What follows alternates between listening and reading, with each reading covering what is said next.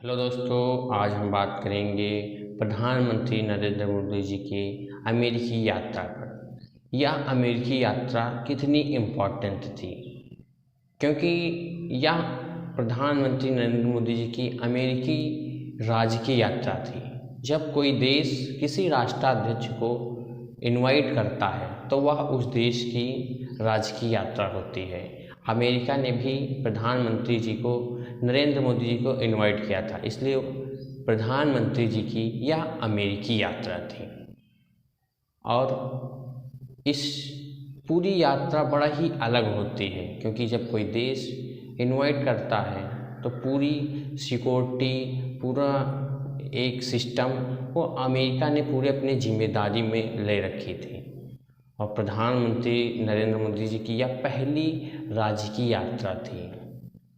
और बड़े ही अभी अभी हमने कुछ दिनों पहले देखा, जब प्रधानमंत्री जी अमेरिका पहुँचे तो वहाँ पर एक बड़ा ही अच्छा दृश्य दिखने को मिला कि प्रधानमंत्री जी अमेरिका पहुँचते हैं तो वहाँ पर बारिश होने लगती है, लेकिन एक सुदृढ़ और कर्मठ व्यक्ति होने के नाते, एक राष्ट्र की ताकत को जानते हुए उन्होंने बारिश में चलते हुए राष्ट्रगान हो रहा था तो वहीं पर रुककर राष्ट्रगान और राष्ट्र का सम्मान करते हैं और वहीं पर भीगते रहते हैं। ये राष्ट्र का गौरवान्वित पल था, क्योंकि जब कोई राष्ट्राध्यक्ष ऐसा करता है तो पूरे विश्व में उस राष्ट्र की एक अलग पहचान मिलती है। और प्रधानमंत्री जी जब अमेरिका गए तो वहाँ के, चाहे वो राष्ट्रपति हों, चाहे वो उपराष्ट्रपति कमला हैरिस हों जो भारतवंशी कही जाती हैं, बड़े ही गर्मजोशी के साथ पूरी व्हाइट हाउस और अमेरिका ने नरेंद्र मोदी जी का स्वागत किया। इस तस्वीरों को देखकर पूरा विश्व अचंभित हो गया।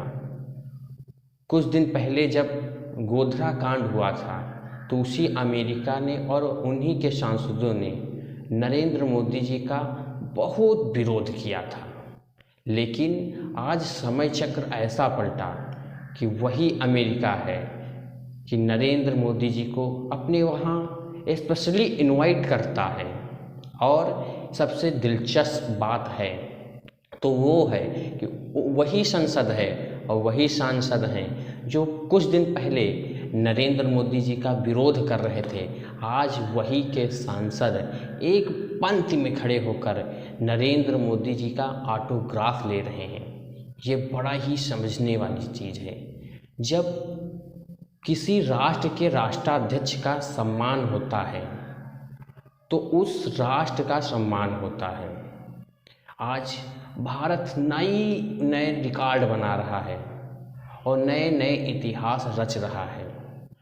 अमेरिका में ऐसी जो तस्वीरें देखी गईं जो पूरे विश्व को एक गौरवान्वित करने का मौका दे रही थी, लेकिन कुछ पड़ोसी देश जो अब ऐसी तस्वीरों को देखकर बहुत ही शोरगुल मचा रहे थे, क्योंकि ऐसी तस्वीरें उन्हें पसंद नहीं आ रही थी।